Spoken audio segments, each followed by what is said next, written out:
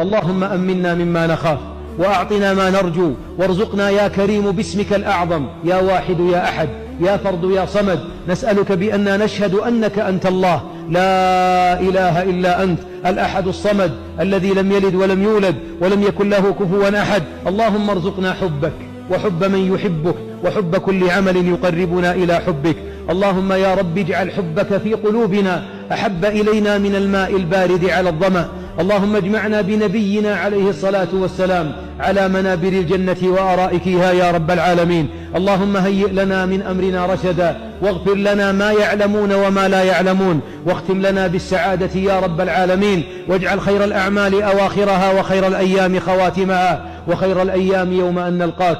اللهم اصرفنا عما يلهينا عنك وعن لقائك يا رب العالمين واستعملنا في طاعتك يا أكرم الأكرمين. أصلح أبناءنا وأبناء المسلمين.